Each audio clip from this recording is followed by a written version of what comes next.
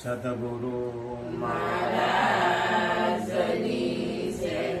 પધારેલા હરિગુરુ સંતની જય.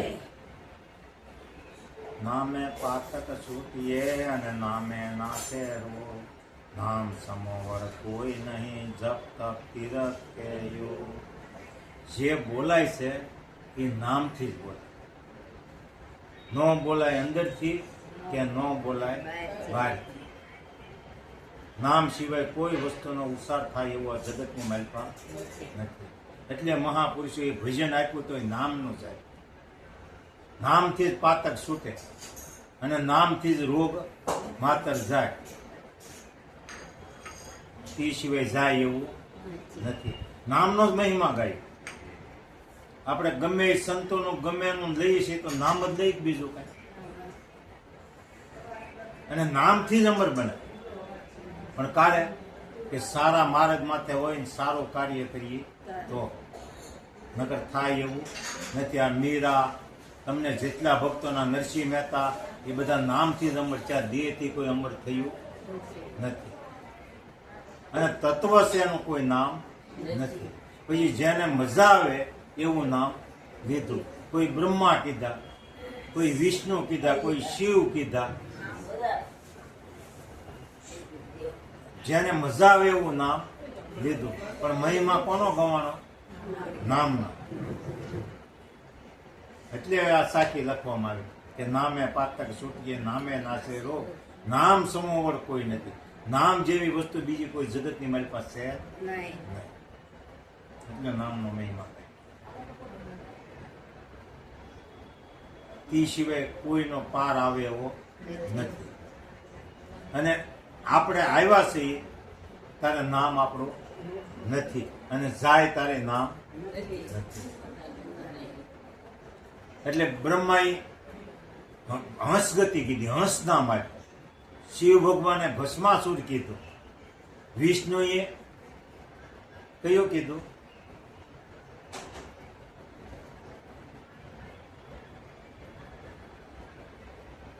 વિષ્ણુ જે નામ કીધું એ ભૂલાઈ ગયું. અને નરસિંહ મહેતાએ કેદારો કીધો. કેદારો કોઈ રાગ હતો નહીં, પણ એને બંધનવાન બનાવ્યા. પણ કેદારો બોલે તો પરમાત્મા આવે. કેદારો એવું શું હતું? નામ. મીરાબાઈ આત્મતત્વ કીધું. એમ બધાય નોખો નોખો. દાદા મેકરાણે જી નામ કીધું, પણ નામ એકનું એક. પછી તમારું નામ લ્યો કે બીજા કોઈનું નામ લ્યો, પણ મૂળ નામની મારી પાસે સમાવેશ બધો આખા સૃષ્ટિનો કર્યો. આપણે યાત્રા કરવા જઈએ તો બધા નામ લઈએ છીએ ને. પ્રયાગ, હરદ્વાર, કાશી, દ્વારકા. પણ શું છે? એટલે નામ સમજાઈ જાય એટલે બધું છૂટી જાય. અને નામ નો સમજાણું ક્યાં સુધી બધી દોડ્યા કરવા. ગંગાની માલપા પાણી, અને તાપીની માલપા, નર્મદાની માલપા છે સિવાય. પણ તું આપણે ડૂટું ક્યાં દઈ? અને એ ગંગાની માલપા કદાચ તમે ટિકિટ ભાડું ખર્ચીને ગયા તો એક ખકોળિયું ખાઓ, બે ખકોળિયું ખાઓ, કેટલા ખાઓ? પણ એ ગંગાએ પાપ ધોયું એવું ઇતિહાસ નથી. અને મહાપુરુષે વર્ણન કર્યું, જ્ઞાન ગંગાનું વર્ણન કર્યું. અને કીધું છે આકાશીથી ઉતરી પડતા ધોધમાર પાણી જટામાં ગંગાજી અટવાય. આ ગંગાનો મહિમા ગાય. જટા કહેતા દેહ. આની માલપા જ્ઞાન બધું છે, પણ ઉપર પડદા ઉપર પડદો પડી ગયો એટલે અટવાનું છે. નામનો પડદો પીડ્યો, રૂપનો પડદો પીડ્યો. આ બધા પડદા એક પછી એક ઉજાડતા ગયા ને, એટલે પોતાનું સ્વરૂપ ભૂલાઈ ગયું. અને જ્ઞાન છે એ માલપા પર છે, પણ દટાણ.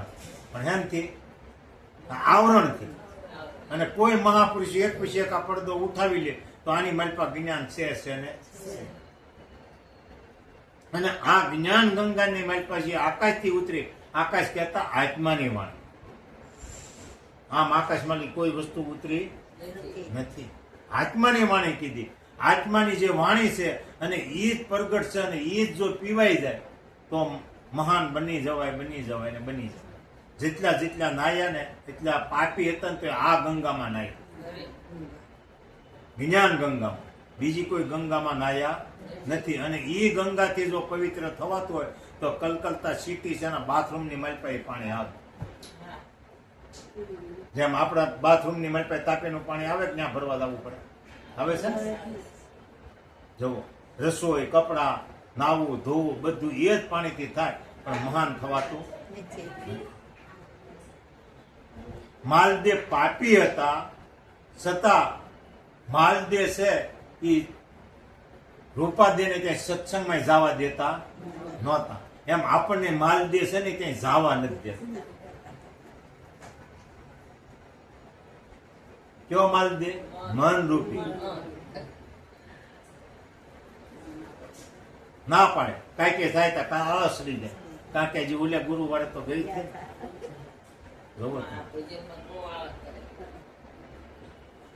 આ માલદેવ અટકાવે છે, પણ રૂપાદેવ કહેતા જો આપણી સુરતા એમ થાય કે મારે જાવું જ છે તો ગમે એવા તાળા મારેલા છે તો આવે ને.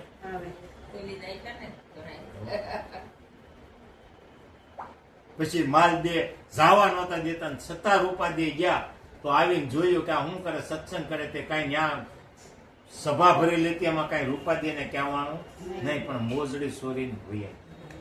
એ કે ગુરુ મહારાજે આરાજે મોજડી ઉતારી. તો કઈ મોજડી ઉતારી? મોહ રૂપી મોજડી ઉતારી. બીજી મોજડીની વાત છે? જ્યાં જ્યાં મોહ હતો એ મોજડી ઉતારી, એટલે પોતાનું સ્વરૂપ જેમ હતું એમ તમારું મારું બતાવે. ગુરુ મહારાજે બીજું કાંઈ કર્યું નથી. જેમાં જેમાં મોહિત હતા એ જ મોજડી ઉતારી. તૈયા પડાળ નરાળું થયું, પડદો ઉઠી ગયો અને પોતાનું સ્વરૂપ જેમ જેમ બતાવે. અને 5 જ્ઞાન ઇન્દ્રિય છે, પણ એ ઇન્દ્રિય તે કઈ જેવી તેવી છે નહીં, પણ આપણે બધી અંધશ્રદ્ધામાં જ વાપરીએ છીએ. સત્ય કોઈ વાળતા નથી. નકર એક એક ઇન્દ્રિયની તાકાત જુઓ. અને ઠેઠ પગેલા મહાપુરુષ પાછા વળ્યા એવા ઇતિહાસ પડેલા છે. ઇન્દ્ર રાજાને ઇન્દ્રાસન મળ્યું કે નહોતું મળ્યું? આખા દેવોનો રાજા, 33 કરોડ દેવ તમે વાત કરો છો તો દેવનો પણ એ દેવ. ઇન્દ્ર કે એ પ્રમાણે દેવોથી બધાથી હલાતો આવી પદવી મળી, છતાં ફરવા નીકળ્યા. અને ગૌતમ મુનિની પત્ની હતા, એ ઉભા ઉભા જળ ચડાવતા હતા, સૂર્યનારાયણના દર્શન કરતા હતા. એ વખતે દ્રષ્ટિ ત્યાં બગાડી. જોઈ લો તો ઠેઠ ગયેલા પણ પાછા. આ ઇન્દ્રિયની તાકાત જો ગમે એવું જ્ઞાન હોય, ગમે એવા સમજેલા હોય, પણ ઇન્દ્રિય અંધશ્રદ્ધામાં આ રીતે કંઈક વાપરી તો તમારે મારે પાછું આવવું પડશે.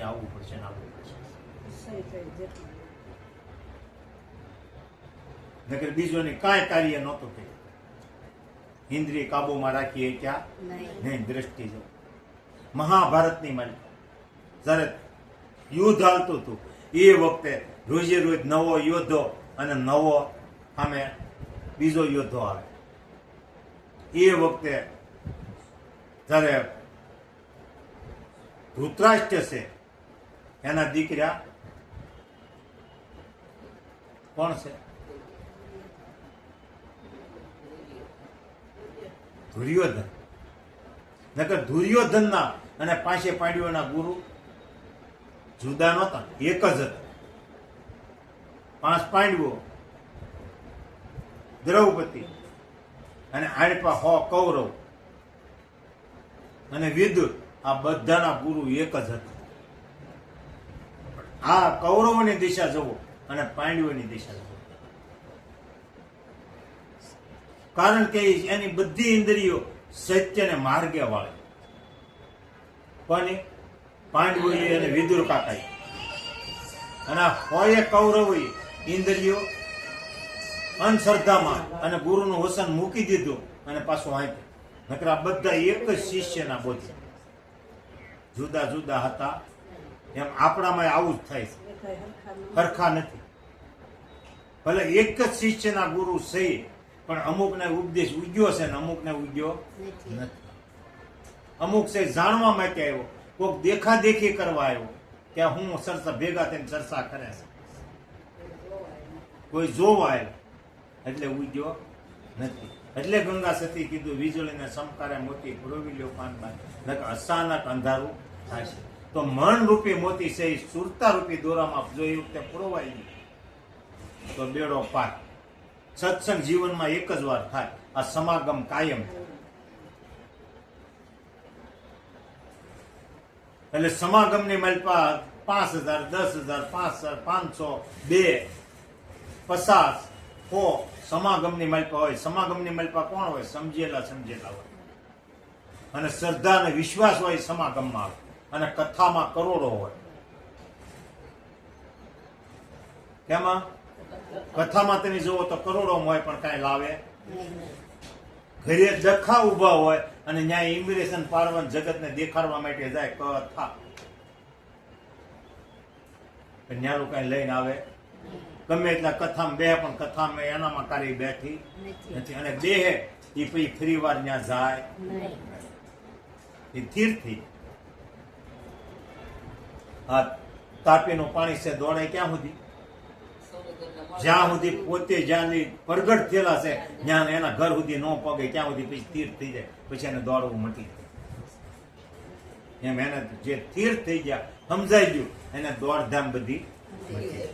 પણ આ તો હું કામ આપણે સમાગમ કરવો પડે છે કે અંતકરણ છે એને કાટ ન લાગે, સાફ કરવા માટે સમાગમ કરવો, તાજું રાખવા.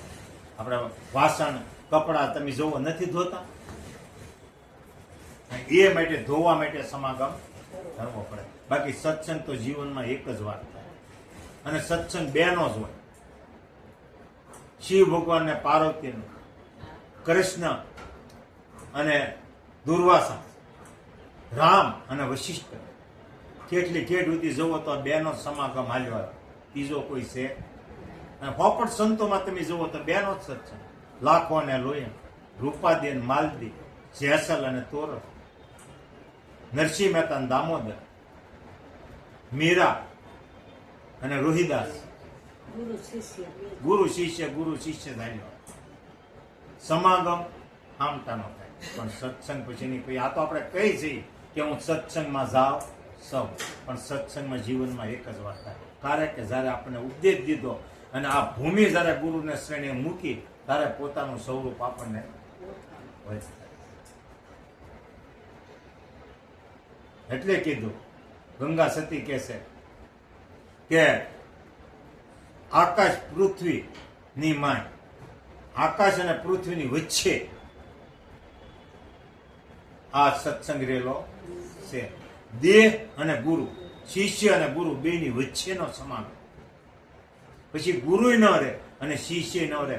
આપણે ગાય છીએ કે ભમરી જેવી જેની ભાવના રૂપે રાજી થાય ગુરુ એવા ગોચી. ગુરુ એનું રૂપ આપી દીધું અને તમારું રૂપ ગુરુમાં સમાય. પછી કોઈને જુદાપણું રહેતું નથી. ત્યાં સમદ્રષ્ટિ અને બધા સરખા થાય છે. આખું સમાગમ તમે જુઓ, પછી બહાર જુઓ તો આખી સૃષ્ટિ ગુરુ રૂપ જ બતાય, બીજો કોઈ બતાતું નથી. આ વાત કરી. એટલે ગંગામાં જાય ને તો દેહ જ ધોવાય, આ કોથળો ધોવાય, પણ આ માટીની પૂતળી છે. એટલે કીધું કાશી વરાશી કરતો ફરે, કાયામાં વસી રહ્યો કાળ. ધામ ગયો તો ઢોકળું ધોઈને આવ્યો, પણ પારખ વિના ભારે. કારણ કે એને પારખ્યું નથી. જે બગડ્યો નથી દાગીનો ને આપ ધોઈ. આની માલપા બગડ્યું છે મન, અને સુધારવાનું છે મન. બીજા કોઈને સુધારવાનું નથી. ઉપદેશ મનનો જ લેવાનો છે. બીજાને કોઈને ઉપદેશ લાગતો નથી. એ વખતે 100 ભાઈઓને અને આ 5 ભાઈઓને બધાના ગુરુ એકના એક હતા. પણ દુર્યોધનને વારે ખેરે હાલ થાત એમ કરતા કરતા ભીમ સામે જયારે લડવાનો વારો આવ્યો. કોની સામે?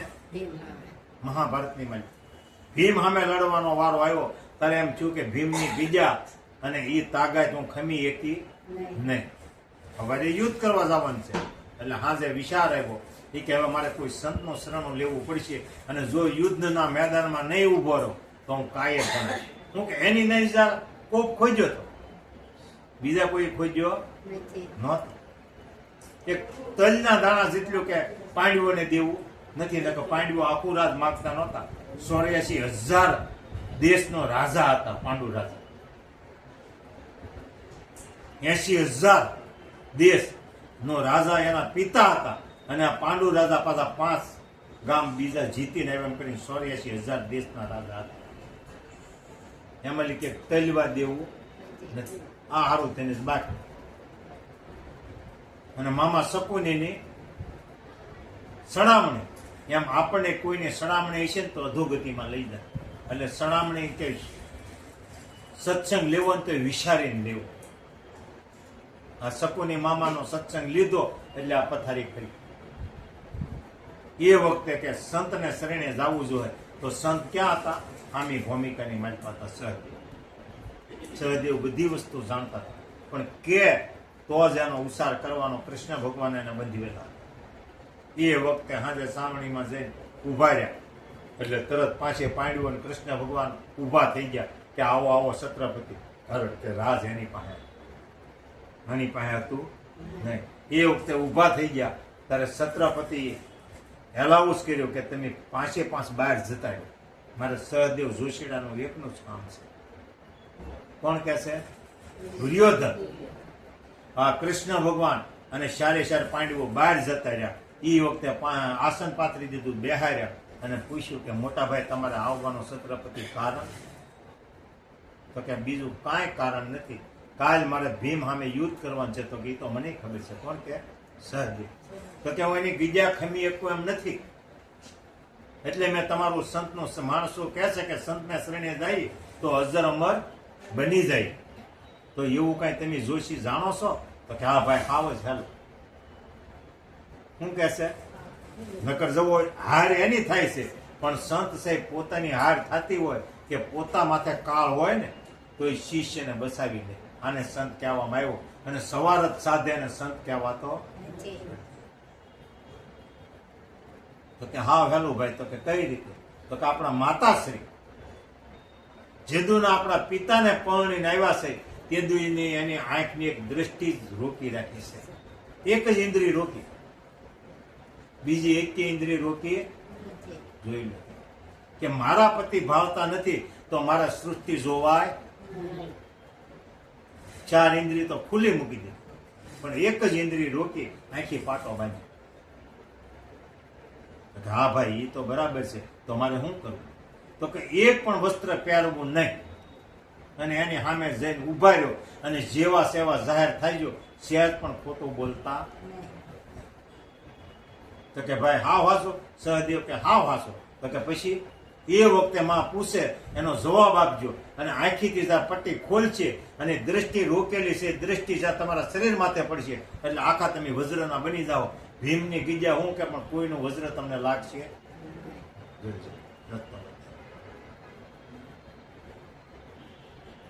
તો કે ભાઈ આ ઉંમરે તો કે માં પાસે જવા ત્યારે આપણને જન્મ દીધો ત્યાં માએ વસ્ત્ર નહોતું પહેર્યું અને અમે આપણે વસ્ત્ર નહોતું પહેર્યું. એમાં ભેદભાવ હોય નહીં. માં ગટપણમાં હોય અને દીકરીઓની સેવા ગમે એ રીતે કરી શકે. અને માં છે એ દીકરાની સેવા તે ગમે એવો મોટો હોય તો એ કરી શકે. આ જ્ઞાન એ વખતે આપે છે. તો કે ભાઈ સંત એ તમારું હાવ હાચું. કાંઈ વાંધો નહીં. સવારના પોરમાં નાય ધોઈને વસ્ત્ર કાઢી નાખી અને હાલી નીકળી. કોણ? દુર્યોધન. એ વખતે કૃષ્ણ ભગવાનને એમ થયું કે યુદ્ધ જીતવા સારું થઈ. સત્ય બાજુ હું ઊભો છું અને આ જોશીડે ભારે કરી. એ વખતે માળીનું રૂપ ધારણ કર્યું. માળીનું રૂપ ધારણ કરી અને હામાં મળ્યા કે દુર્યોધન. તો કે હા આ અવસ્થામાં આ ઉંમરે તમે ક્યાં જાઓ? તો કે મારી માતાના દર્શન કરવા જાઓ. તો કે પણ આ ઉંમરે આ રીતે ન જાઓ. વસ્ત્ર વિજ્ઞાનો તમે વિચાર તો કરો. તો કે નહીં, મને સંતે કીધું. દેહ ન્યાલો એને મુકાયો. દેહનું કોઈ ભાન. તો કે પણ ન જવાય. હું કહું છું ને તો કે હું સંતે કીધું કે કોઈ વસ્ત્ર પહેરવું નહીં અને તમારા માતૃશ્રીના દર્શન કરી અને ન્યા નમન કરજો એટલે આશીર્વાદ આપી દે એટલે તમે વજ્રના બની જાવ. તો કે વસ્ત્ર પહેરવાની ના પાડી. તો કે હા, તો કે આપણે વસ્ત્ર પહેરવું નથી, પણ આ ફૂલદાની છે એ તમે પહેરી લો. આ વસ્ત્ર ક્યાં કહેવાય? એ વખતે ફૂલદાની પહેરાવી, પણ ફૂલદાની ની મારી પાસે દોરો હાલેલો હતો કે નહોતો? ફૂલ એમ નામ ફૂલદાની બની નહોતી. કમરેથી ગોઠણ સુધીનો ભાગ ફૂલદાનીનો આપી દીધો અને પહેરાવી દીધો. જય અને ઉભાઈ સતી પાસે જઈને ઉભા રહ્યા, ગાંધારી પાસે, માતા પાસે, અને કીધું. એ વખતે ગાંધારી માતાએ કીધું કે દીકરા, કે કાંઈ પહેર્યું છે? તો કે કોઈ વસ્તુ માતા પહેરી નથી. 3 વખત પૂછ્યું કે મને ભેદ દેખાય છે? તો કે માતા કોઈ જાતનો ભેદ નથી, મેં કોઈ વસ્તુ પહેરી નથી, પણ જે પહેર્યું છે એ કહેતા નથી. એટલે કીધું કે સંત મળે તો મહાસુખ માણીએ, અને એની આગળ અસત્ય કાર્ય નો બોલીએ. આ એટલું જ અસત્ય બોલ્યા અને માએ જા પટ્ટી ખોલી કે આખા વજ્રના બીન્યા પણ એટલો ભાગ કાસો. આ એક જ દ્રષ્ટિ એની, એક જ ઇન્દ્રિય રોકી હતી, તો ઇન્દ્રિયની તાકાત તમે જોઈ લો કે આખા વજ્રના બનવામાં એટલો ભાગ કાસો રહી ગયો. તો 5 જ્ઞાન ઇન્દ્રિય આપી છે, અને ગુરુ મહારાજે આપણને જ્ઞાન માર્ગમાં વાળવાની કીધી છે. તો એ 5 ઇન્દ્રિય છેલ્લા 1.25 જ્ઞાન માર્ગમાં વાળી હોય તો તાકાત કેટલી થઈ જાય? આપણે ઘણામાં કહીએ છીએ કે ફલાણાના ગુરુ આમ કરીને આમ કર્યું, તો મળું બેઠું કર્યું.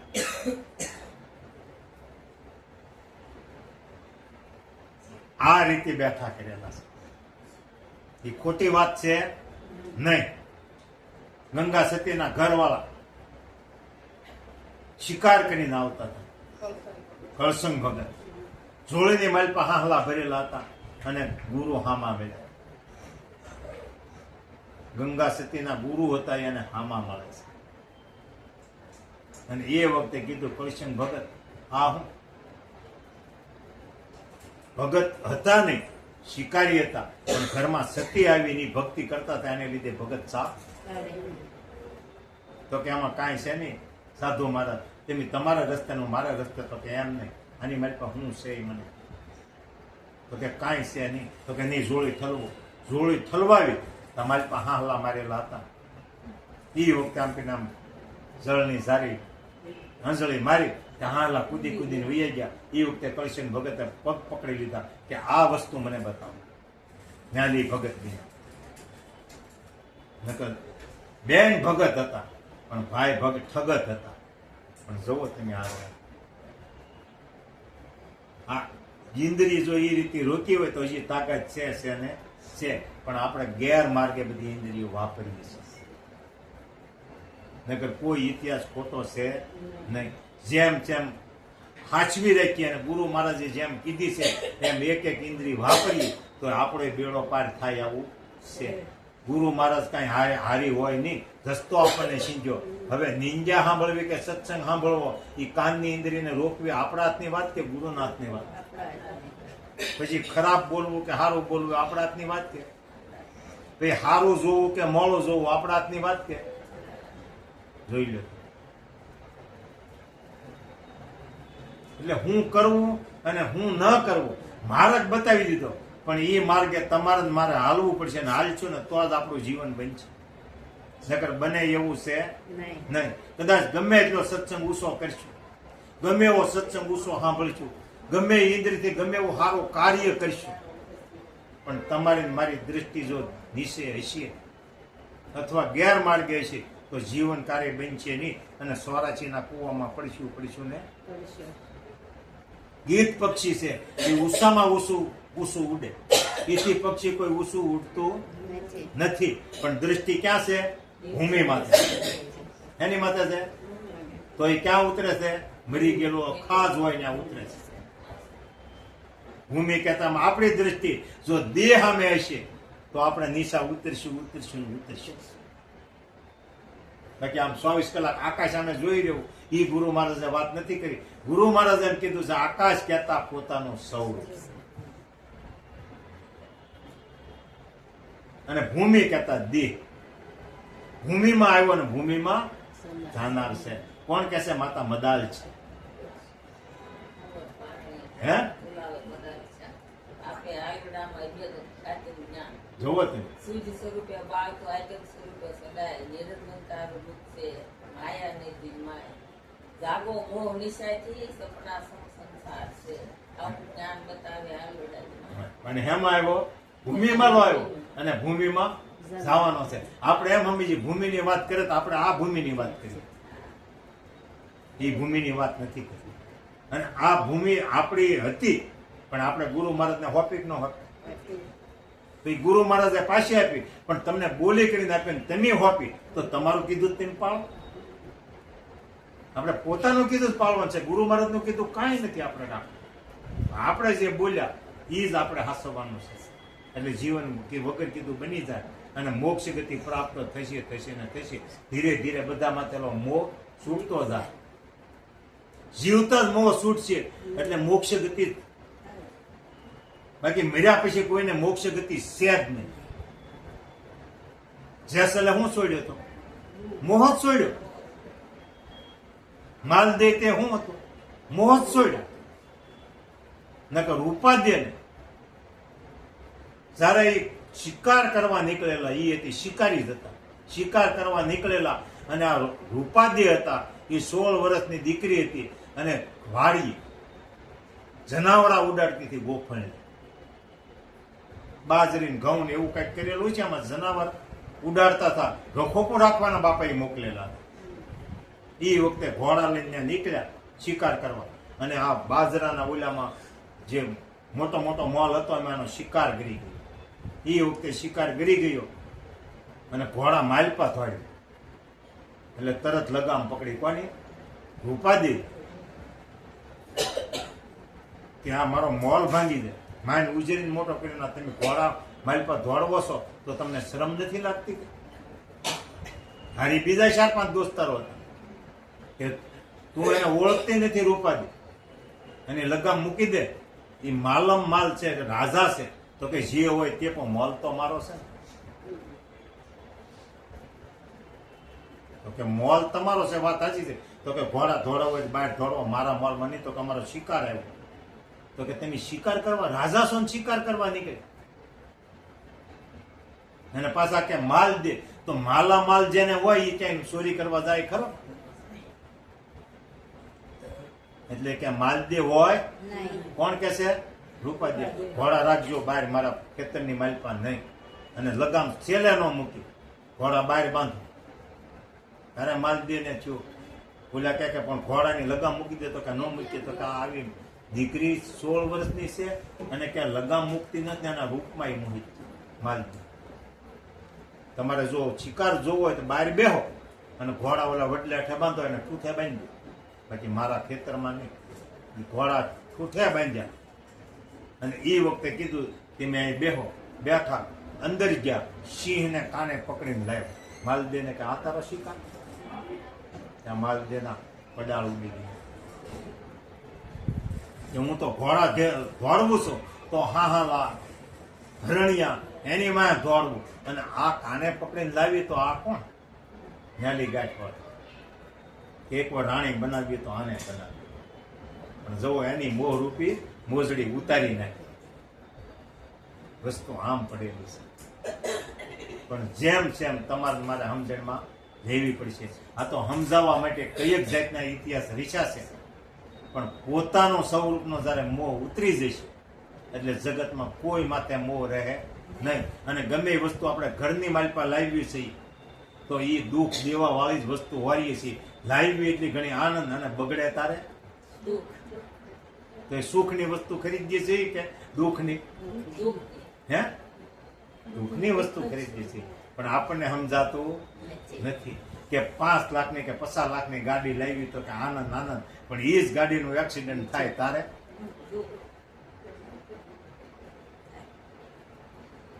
એટલે બહુ ખ્યાલ રાખવો અને ભૂમિ છે એને છોડવી પડશે તમારે મારે. પ્લોટ છે ને કોઈ વસ્તુ થતી નથી. આ 10 માળનું બિલ્ડિંગ બનાવ્યું કે ન બનાવ્યું પણ કારક ધરતી કપ આવશે ને કાંઈ પણ થાય તો આ કરોડ ભૂસ દઈને ઢગલ્યો થાય પણ પ્લોટ છે ને કોઈ વસ્તુ થાય ખરી? હે પ્લોટ ને કઈ થાય ખરું? એમ આ બિલ્ડિંગ છે એ ગમે ત્યારે પડી જાય પણ મારી પાસે જે પ્લોટ રહેલો છે ને કોઈ વસ્તુ લાગતી નથી. એટલે દ્રષ્ટિ કાયમી માટે પ્લોટ સામે રાખજો, બિલ્ડિંગ સામે કાર્ય રાખવી નહીં. એટલું કહી મારી વાણી અંબારામ મહારાજના શરણમાં અર્પણ કરું છું. બોલો સત્સંગ. મહારાજ